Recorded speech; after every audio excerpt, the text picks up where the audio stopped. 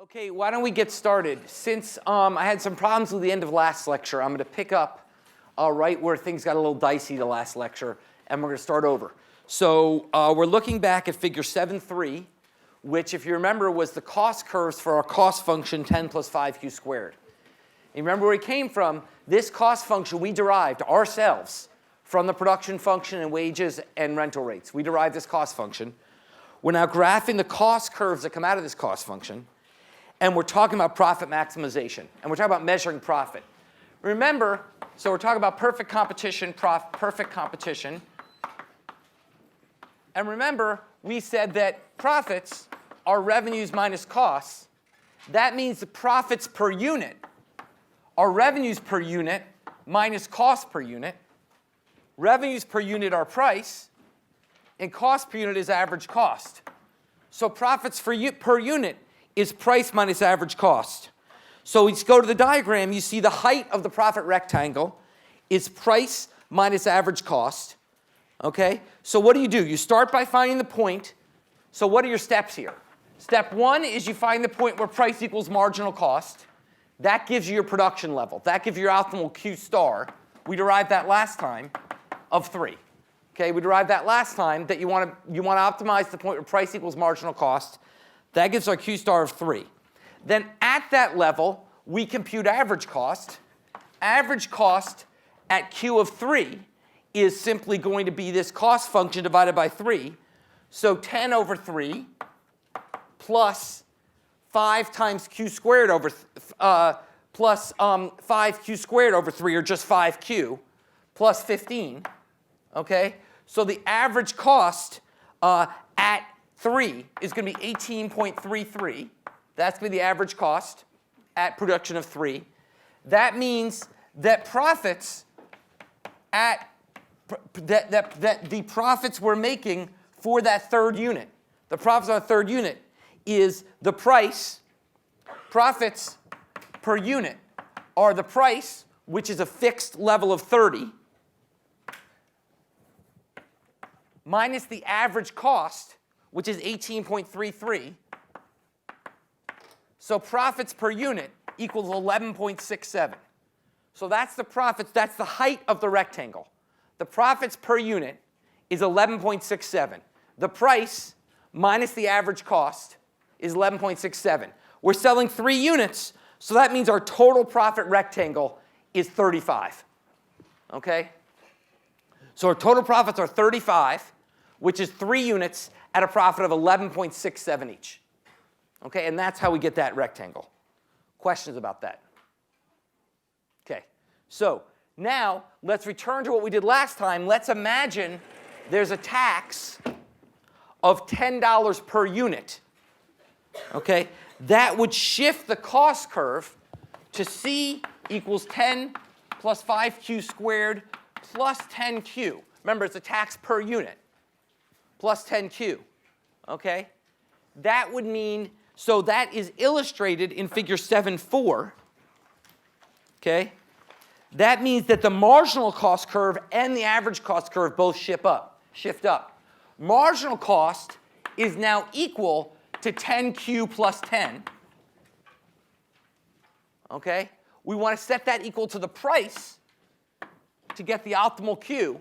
And you solve this, and you get a new Q star equals 2. So now your optimal production level is 2. Okay, you set your new marginal cost equal to the price. Marginal cost equals price. Marginal cost equals price at a new optimal quantity of 2. What's the profits there? Well, once again, profits per unit are just price, which is 30, minus average cost. What's the average cost at 2? The average cost at 2 is going to be 10 over Q, so 5. 10 over 2 is 5. Okay? Plus 5Q, because we're dividing this by Q, 5Q, which is 10. Okay? Plus 10. Okay? 30 minus 25, which equals 5. So your profits per unit, the height of that rectangle, has fallen from 11.67 to 5. So you're now making less profit per unit, and you're selling fewer units. The height of the rectangle is shrunk, the width of the rectangle has shrunk. So your total profits have fallen from 30 to 10. Okay? Used to make profits of 11.67 on each of 3 units. Now you make profits of 5 on each of 2 units. So that tax has lowered your profits from 30 to 10. Okay? Question about that? Yeah? Is that by changing the cost equation? Yes, exactly. Because you have a higher cost. Now, it's not just that your costs change. Your cost changing fed through to your production as well. So because your costs change, you produce a different level, and you made a different profit per unit. Okay? All right. Now, let's go to the other point I tried to cover last time, then I'll get straight on, which is the shutdown decision. Now, remember, we are in the short run shutdown. We're in the short run. In the short run, there's no entry and exit. The firm can't literally leave, but it can just produce 0. That we call the short run shutdown decision. A short run shutdown decision, you're still in the market. You still paid your fixed costs. You just produce 0. That's what I mean by shutdown, as opposed to exit, which is literally you take your toys and leave. This is you're still in the market. You've paid your fixed costs. You can't go anywhere. Remember, those costs are fixed in the short run, but you just produce 0. So now let's ask, for example, what happens if the price suddenly dropped to 10? Let's say the price dropped from 30 to 10. Well, the fundamental profit maximization rule never changes. The profit maximization, and we're not having the tax anymore. We're back to the original cost function. So original cost function is C equals 10 plus 5Q squared. Okay? So the marginal cost equals 10Q. And our profit maximization rule does not change. A profit maximization rule is that price equals marginal cost. So we set 10Q to 10. Marginal cost equal to price. 10 is the price. And we get that the optimal quantity is now 1. Okay? We now want to produce 1 unit. That's the optimal quantity. Well, what is our profits if we produce 1 unit? Well, profits equals revenues, 10, minus costs. Well, what's our costs if we produce 1 unit? 10 plus 5, 15. So profits are negative 5. Okay? I'm going fast, so jump in if I get the math wrong here, okay? Profits are negative 5. So you might think that's terrible, using money. You should get out of there, shut down. But the answer is, as we discussed last time, you should not shut down. Because shutting down still means paying your fixed costs. No matter what you do, you have to pay those fixed costs. So shutting down means production of 0.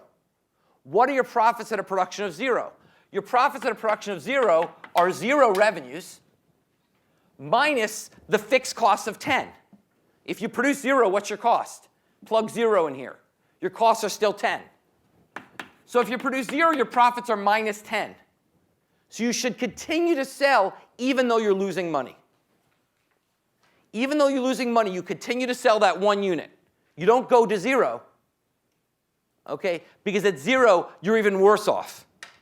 This is the key thing about short-run shutdown decision. Yeah? What happens if you're in a position where you keep on are afraid that you're going to keep selling 1 unit for the next couple of months, so then but that's the key thing.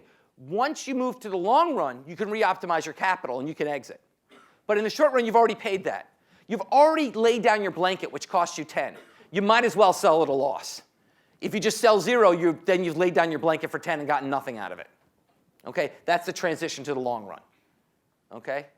So basically, that's how you think about the short run versus the long run. So what do we think about how this works? So basically, the shutdown rule, the way to think of the math of the shutdown rule is that basically you only want to shut down if your revenues are less than your variable costs. Because you got to pay your fixed costs no matter what. That's done. You're in the short run.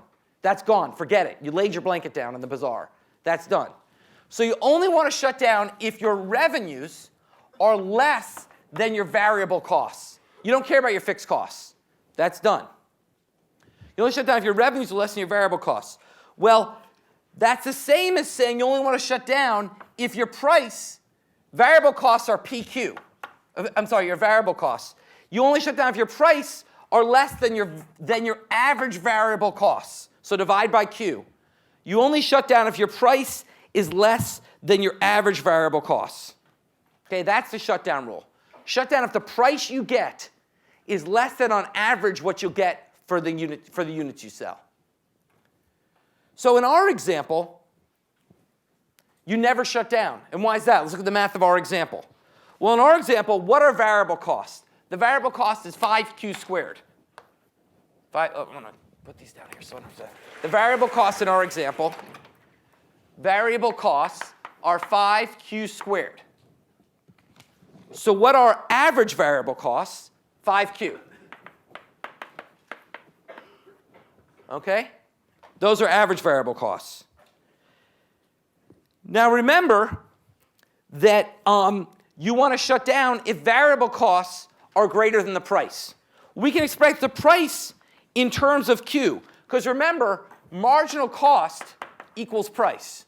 So 10Q equals P. So at the optimum, it is always true that P equals Q over 10.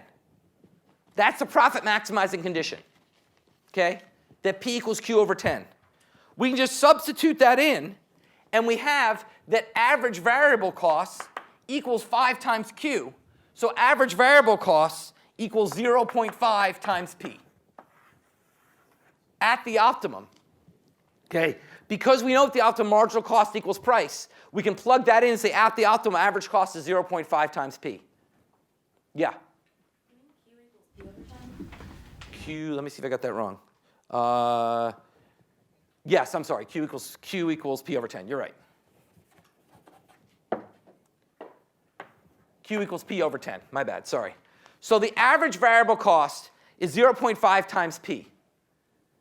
What's the shutdown rule? The shutdown rule is that price is less than average variable cost, or price is less than 0.5 price, which can never be true. So you never shut down with this cost function. Okay, to say it again, you only shut down if price is less than average variable cost. We've computed average variable cost in terms of price, and it's 0.5 times price. Therefore, you never shut down. Okay, and you can see this when we actually go to, so you can actually see this in figure 7.5 when we look at the firm supply decision. So what figure 7.5 does is show you at every price what the firm wants to produce in the short run. At a price of 10, it wants to produce 1. We showed you that.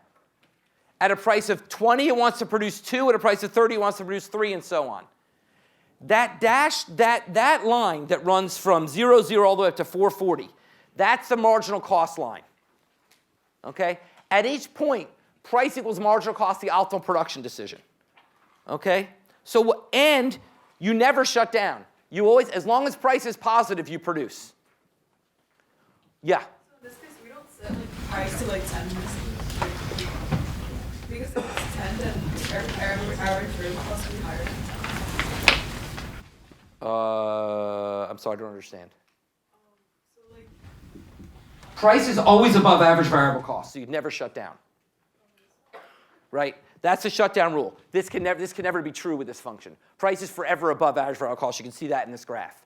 Right? The price equals the marginal cost, and that is always above the average variable cost. Okay? So the bottom line is you never shut down, but here's the other cool thing. After all this confusing math, guess what this line is, this marginal cost line? What else do we call that? That's a supply curve, people. We just derived a supply curve. What's a supply curve? The supply curve is the relationship between the price in the market and the amount the producer desires to produce. Well, that's what this marginal cost curve is. So we've just shown you that the firm's supply curve is simply its marginal cost curve. So all you need to know to derive what a firm's supply curve looks like is what its marginal cost curve looks like. And you're done.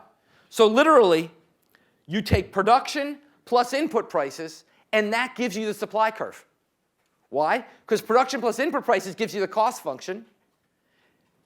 Take the derivative of the cost function with respect to quantity, that gives you the marginal cost function. That's the supply curve.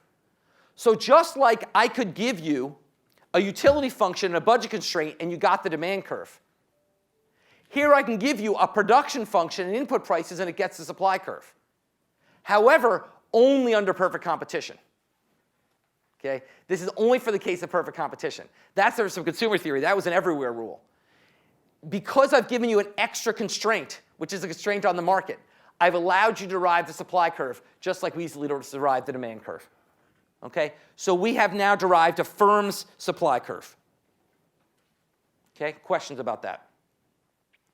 So let's go back one more time. Just like if I give you on, say, a problem set or an exam, a utility function, a budget constraint, you should be able to draw a demand curve. If I give you a production function and input prices, and I tell you you're in perfect competition, then you should be able to draw a supply curve, because it's just the marginal cost curve. Okay? Now, that's the firm's supply curve. What we care about actually in the end is the market supply curve, right? I've been doing little q. We care about big Q. That's what I drew in the first lecture, was a big Q diagram. So how do we get there? Well, all you do to get the market supply is to horizontally sum each firm's supply. So we can see that in figure 7.7. Okay? What figure 7.7 does is take multiple identical firms and put them in the market. So for example, if there's one firm in the market, the supply curve is what we just drew. Okay? At a price of 10, you get 10. At a price of 10, you get 1. At a price of 30, you get 3. Now let's add a second identical firm. Well, that firm behaves the same way. At a price of 10, it produces 1. And at a price of 30, it produces 3. So the market now suddenly has twice as much. At a price of 10, it has 2. At a price of 30, it has 6.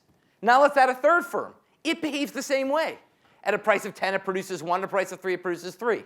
So each additional firm you add, okay, just literally shifts the supply curve down. Okay? So in other words, the point is that a market supply curve, as you add more and more firms, the market supply curve is always more elastic than the firm supply curve. Because any given increase in price calls for from each firm an increase in quantity. And as long as there's multiple firms, that means a flatter market supply curve than a firm supply curve. Okay? So that's how we get the market supply curve. We solve for the firm supply curve. We then just horizontally sum it over the number of firms in the market. Get the firm supply curve, horizontally sum. Okay? Questions about that? Now we have everything we need to go back to the first lecture. Back to the future. Okay? Back to the first lecture. And we can actually get to market equilibrium. In the first lecture, we started with a supply curve and demand curve and got equilibrium. Well, we derived the demand curve a few lectures ago. We've just derived the supply curve. So let's do short-run equilibrium. Let's do short-run equilibrium. Okay?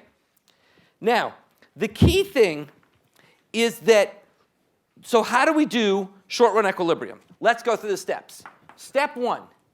Each firm picks a fixed amount of capital it's going to have in the short run. Okay? So each firm has a K-bar.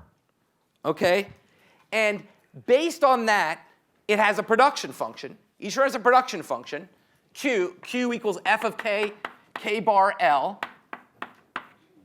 Okay? And we have some input prices. We have some W and some R.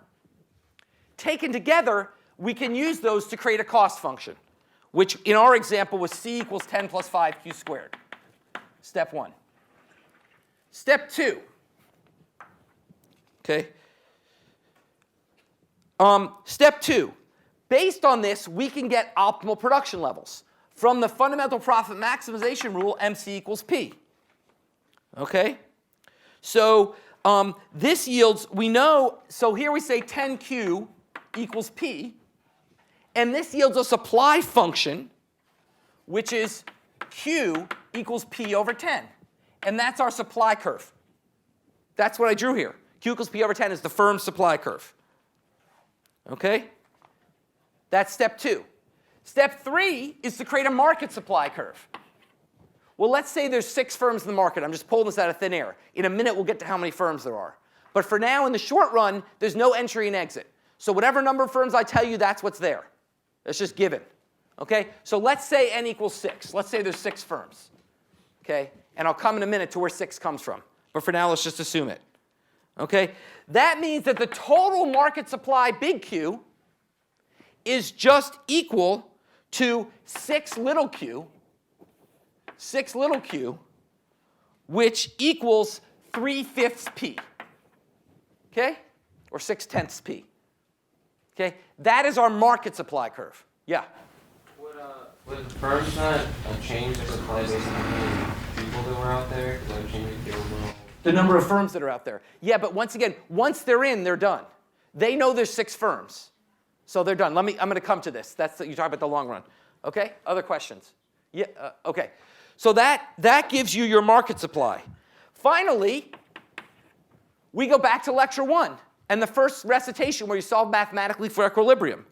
We have some demand curve. I'm just going to make this up. Let's say the demand curve is Q equals 48 minus P. I just made that up to make the math easy.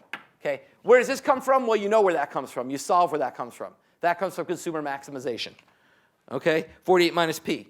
So to get equilibrium, we just set 48 minus P equal to 3/5 P. Okay? Demand equal to supply. And we end up with P equals 30, conveniently familiar number. Okay?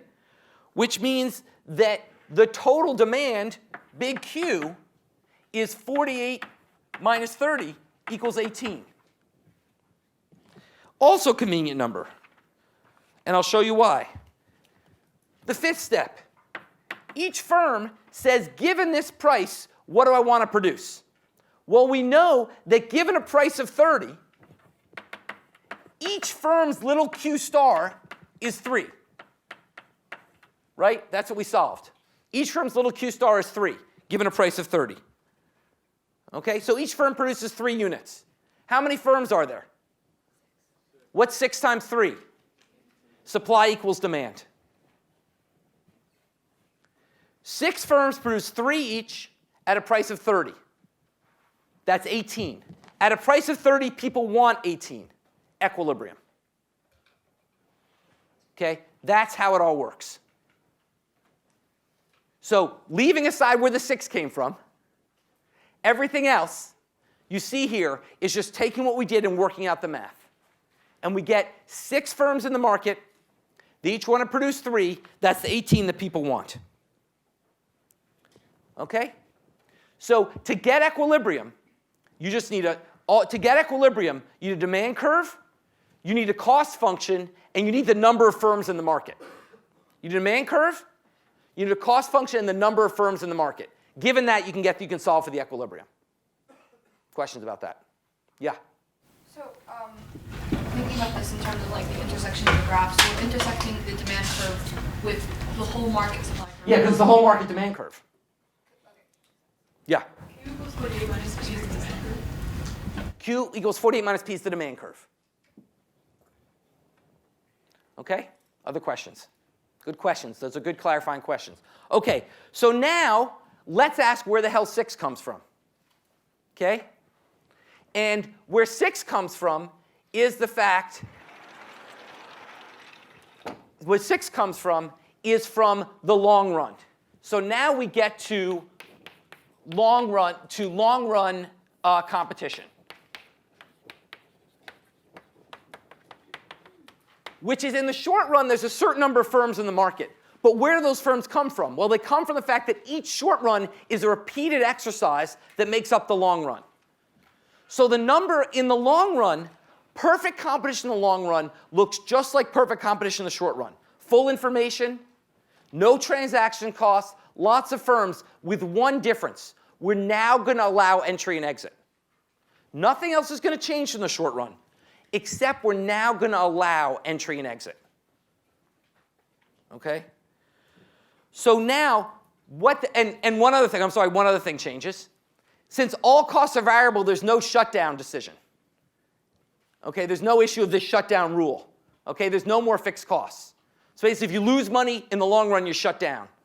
So all you have to worry about is profits. You don't have to worry about this extra shut. So in the short run, we have an extra shutdown condition. You don't worry about it in the long run. Just worry about if you're making money or losing money. In the long run, if you're making money, you're in. If you're losing money, you're out. So now let's ask how that pins down the number of firms in the market. Okay? This is complicated, so the best way to do it, I think, is an example. Okay?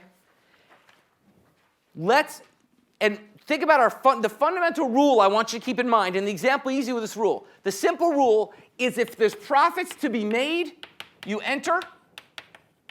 If there's losses, you exit. And these two things together imply the fundamental rule of competitive equilibrium, that in the long run, profits are zero. Because if there's ever profit in the market, firms will come in. And if there's ever loss in the market, firms will exit. And that process will continue until profits are zero. So our fundamental conclusion is the long-run competitive equilibrium features zero profits. Now let's see why. Let's go to figure 8.1. I want to talk about the market for personal computers. Let's see, you guys were born like what year? So you're now like 18, so you're born like 1990. This is about when you guys are born, okay? 1990 was a very interesting time for PC market. You all grew up in a PC world, not a personal computer world. But basically, in 1990, we're in a very different world. We're in a world that was dominated by giant mainframe computers, okay? My graduation speaker from MIT in 1987 was Ken Olsen, the chairman of DEC, which was one of the premier manufacturer of giant computers. He gave the worst fucking graduation speech you've ever seen. Okay, if you ever become famous for a graduation speech, the #1 rule is don't spend the whole speech talking about yourself. He spent the whole speech talking about how wonderful he was, how DEC was everything, and 5 years later he was bankrupt. Okay, so take that, Ken Olsen. That's why you don't give a speech talking about how wonderful you are. Okay, what happened? Well, let's talk about what happened. Let's talk about the PC market. Okay, God, I hope Ken Olsen doesn't watch this. Okay, let's talk about the PC market. Okay, let's talk about Dell, who was an early PC manufacturer. And what we're going to do in figure 8.1 is going to be two side-by-side graphs. I'm going to go back and forth between them. If you're ever not clear about which graph I'm talking about, stop me. But I'll try to be very clear, because you have to think about both these graphs in tandem. On the right-hand side is the market for PCs, the market graph.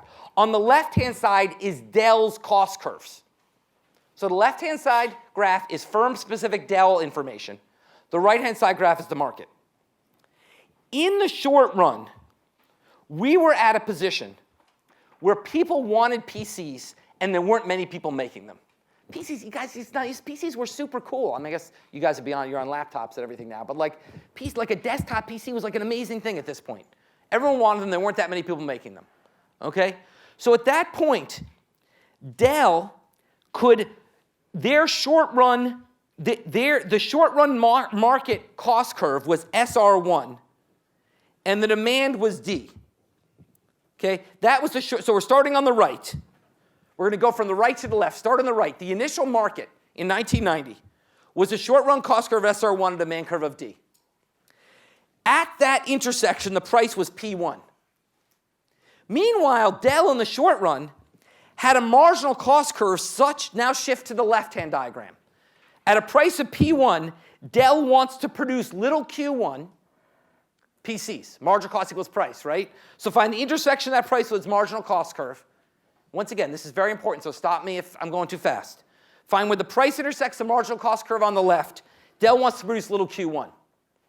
Well, what's its profits? Profits are price minus average cost. Well, its average cost was way below that. So Dell made this huge profit of the lightly shaded rectangle. That was its profit, because it produced little q1. At little q1, average cost was way below price, so it made this lighted dot rectangle in profits. Now what happens? Other companies see this and say, hey, we want in. What happens as more companies enter a market? The supply curve flattens. Your horizontally summing firm supply curve flattens. As it flattens, you move from SR1 to SR2. So now we're back on the right. In the market, as more firms enter, and let's assume there are more firms identical to Dell. That's our perfect competition assumption. Each firm that enters is sort of identical. So more firms just like Dell enter, Gateway, all these guys start entering, okay? And you shift to SR2, a flatter curve. That intersects the demand curve at the new price P2. Now shift to the left-hand diagram. The price facing Dell falls to P2, but their cost function hasn't changed. They're still Dell. They're still the same underlying technology, paying the same wages and rental rates. So now their marginal cost curve is the same. So at this new lower price, their production drops to little q2. Their production drops to little q2. And their profits fall to the darkly shaded rectangle, pi 2. They make less money as firms enter. And this process will continue until profits go to 0. Even at pi 2, for another firm, I forget what the third PC firm was, some other firm will come in and say, wait a second, there's still money to be made. I want to come in. And it'll keep going until profits go to 0. These are repeated short runs. So SR1 was a short run. Dell made a ton of money. Then we get to the next short run. Gateway enters. SR2 is the new short run. Gateway and Dell still make money. So the third period, another firm's going to enter. Okay? And it's going to go to profits equals 0. Yeah? Does this assume that all the manufacturers or all the different companies produce the same amount of quantity and at the same quality, right? Yes, absolutely. I'm going to come to that. There's a large set of assumptions under this. But that's like, think of it, once again, think of like Dell and Gateway selling their computers on rugs in front of the Eiffel Tower. Okay, it's all the same. You just go, you can compare equally. They're all the same thing. So it's that kind of market. Okay? Now let's think about poor old IBM. Flip the page. IBM dominated, despite Ken Olsen's claims, IBM dominated the big computer market. Okay, and so they were initially on the right-hand side in equilibrium with supply curve SR1. Okay, that intersected demand. Now we're on the mainframe market. So in Figure 8.1, we're in the PC market. Figure 8.1 is the PC market. Figure 8.2 is the mainframe market. Okay, the mainframe market. They're initially at supply curve 1, which is very flat because there's lots of firms making mainframes. It intersects demand at a price P1. Okay? Now we go to the left.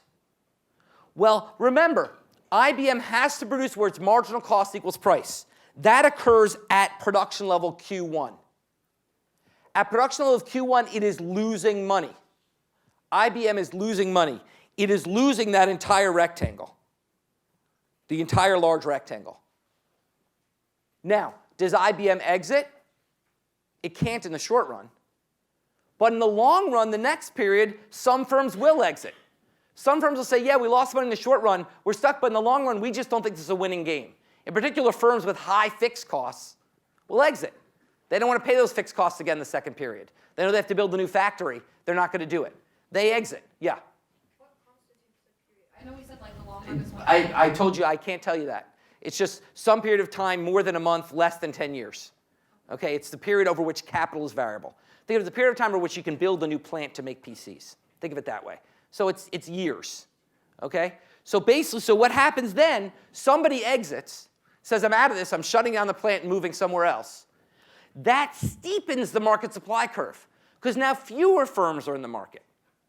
As that steepens the supply curve, the new intersection of supply and demand is at the higher price P2. IBM stayed in the market.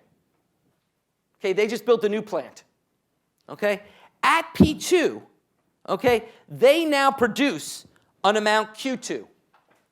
And at that combination, they are literally zero profit. That's the point where marginal cost equals average cost, which is a zero profit point. Why is that zero profits? It's zero profits because remember, profits are price minus average cost. What's price? Marginal cost. So when marginal cost equals average cost, profits are zero. Okay? You should be able to see that from the math we did before. So what that means is that basically, when firms are losing money, they will leave and drive profits from below zero towards zero. So when they're making money, they enter and drive profits from above zero towards zero. When they're losing money, they leave and drive profits from below zero towards zero. Okay? What does that mean? That means that our long-run perfectly competitive supply curve is in Figure 8.3. It's flat. Long-run perfectly competitive market supply is flat at the price level. The market long-run supply is the point where marginal cost equals average cost, or where supply equals average cost. Okay? And why is this? This is true because at any price above that point, if any firm tries to charge more than 10, they'll be driven out of business. If any firm tries to charge below 10, they won't make any money.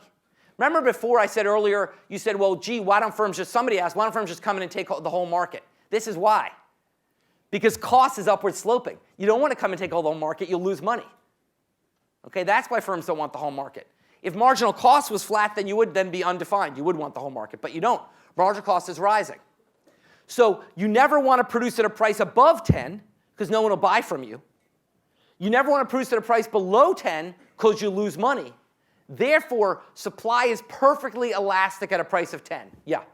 Thinking about this long-run logic then, wouldn't the benefit of taking over the market be that eventually these companies will start to shut down, so then... No, once again, there's a lot of assumptions under this, but under these assumptions, you never make money long, because they shut down. There are short-run periods, so let's say what happened was, let's go back to figure 8.2. Let's say that another firm shut down the next period and suddenly IBM started making money. What would happen? Someone would enter and drive profits back to zero. So under the assumptions we've laid out here, profits are zero because in the long run, we've achieved cost minimization. Firms minimize their costs where marginal cost equals average cost. Look at the average cost curve. Firms are producing at the minimum. The minimum of average cost is where average cost equals marginal cost. That is, competition has forced cost minimization. I'm just doing all sorts of mind-blowing stuff here for you guys. You can take hours to recover from this. Okay? Competition forces cost minimization. Why? Because competition forces each firm to produce where price equals marginal cost, and it forces entry and exit until marginal cost equals average cost. Therefore, it forces each firm to produce at the most efficient point, which is where marginal cost equals average cost, because that is the point at where average cost is minimized. So under competition, in the long run, every firm is cost minimizing. They're producing the minimum of their average costs, okay? And therefore, the supply curve is elastic, and it's defined purely by the minimum of average costs. That is, if you know, here's a cheat. Okay? If you know you're in a perfectly competitive market, and I give you a cost function, then you know I guess you still need the demand function too. If I give you a cost function, demand function, okay? You don't need to know how many firms are going to be in the market. You don't need to know little n. Okay? You know in the long run, profits are going to be zero. So in the long run, firms are just going to produce at the minimum of average cost. You find that, use the demand to find the price, and you're done. Okay? So competition leads to cost minimization. Questions about that? Okay. Now, you're all thinking, well, wait a second. We've got rich parents, many of us, who make money in these businesses. I don't see zero profits. There's a stock market that's been booming. Where's the zero profits, buddy? I don't see zero profits. Okay? Well, the answer is twofold. First of all, remember, firms can make money in the short run in this model. Okay? But that doesn't explain the stock market. The stock market is supposed to be forward-looking, not months, but years and decades. So firms really long-run profit zero. Why would stocks be expensive? Why would people want to invest in these companies? And the answer is because these assumptions are unrealistic. That this is an extreme version of the model that delivers some nice intuition, but doesn't apply to the real world. So I want to take the last few minutes to talk about the assumptions that we've made that don't really work in the real world to make this model work. Doesn't mean the model's invalid. We learn a huge amount. And the key lesson from this model is competition pushes you towards cost minimization. Always think about these models as not delivering sort of a level truth, but a directional truth. The directional lesson is this is why competition forces firms towards cost minimization. But firms won't actually necessarily get to zero profits. And there's at least three complications. The first one is limited entry. I assumed that firms could costlessly enter and exit in this market. Okay? But in fact, that might be hard because in reality, we have sunk costs, which I talked about last time. We have sunk costs, or 2 times ago. Okay? Costs which once paid can never be recovered. And therefore, firms might say, look, I don't want to get into this market because it's not like I can get my fixed costs back out next period. So if my fixed costs are building a building, next period I can just sell that building to someone else. But my fixed costs are going to med school, I can't sell that med school degree. Therefore, if doctors aren't going to be profitable in the long run, or going to be zero profit in the long run, I'm going to go be a lawyer instead. There are sunk costs, and those sunk costs create what we call barriers to entry. There are barriers to entry that come from costs that are sunk in the long run. Okay? Med schools. But there are other sorts of barriers to entry. Okay, take our vendor market. Even in vendor markets, they're not perfectly elastic. One barrier to entry could be they could come in the middle of the night and steal your stuff and beat you up if you try to enter the market. Okay?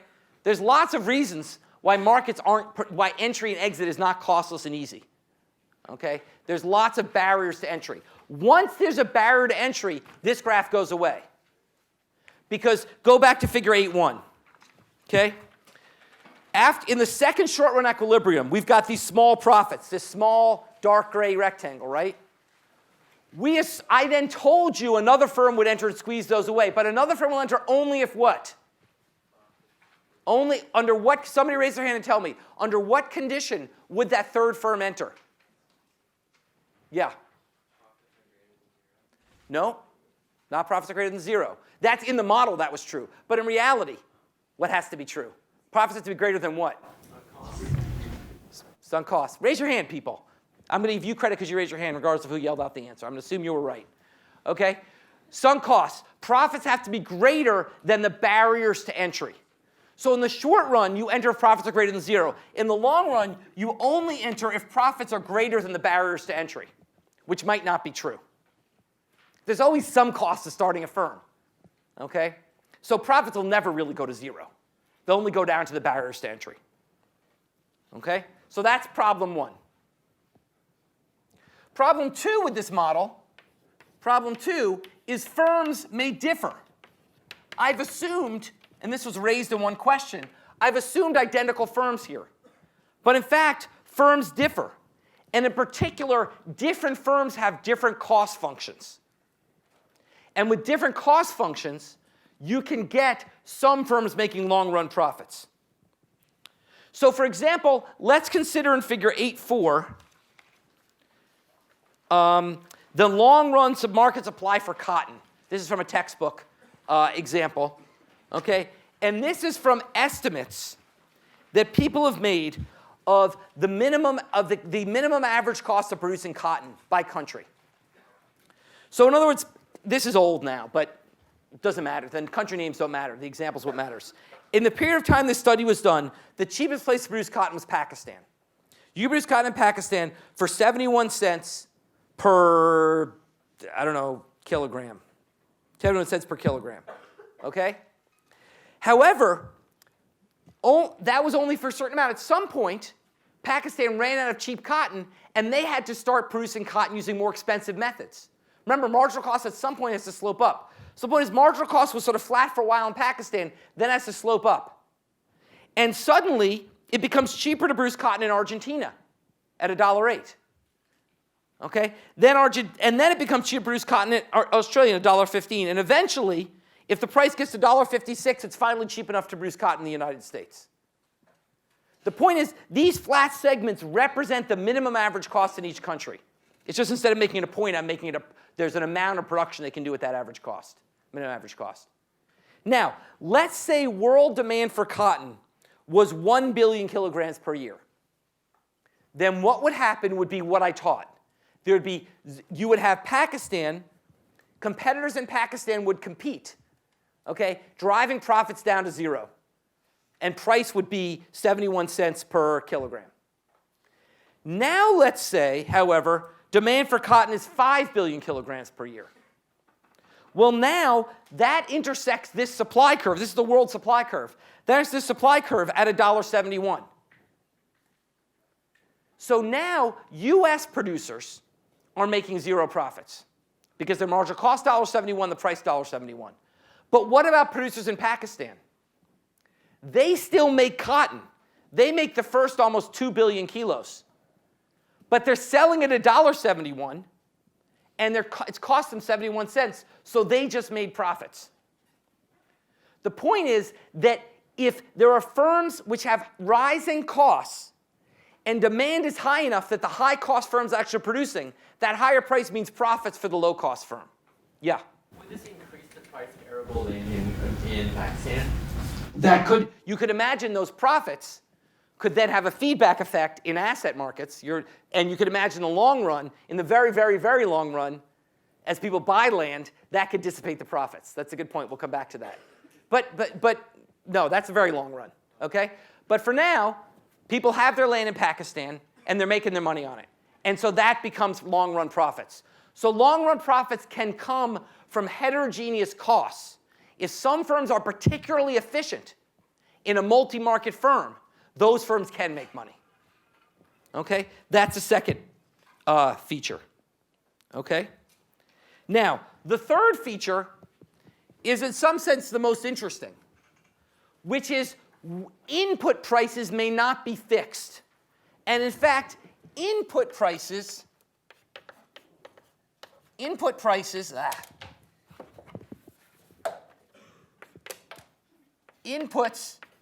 may have an upward sloping supply. There could be an upward sloping supply for inputs. We've assumed input prices are everywhere fixed, but that's not true. And in a few lectures, we'll come and teach you about that. But for now, let's recognize that inputs may have an upward sloping supply. So let's go through that for a couple minutes before we stop. Let's take a market in figure 8.5. Okay? This is the market for labor. Now, we've only been doing markets for goods so far in this course, and I'm sort of shortcutting by jumping to here.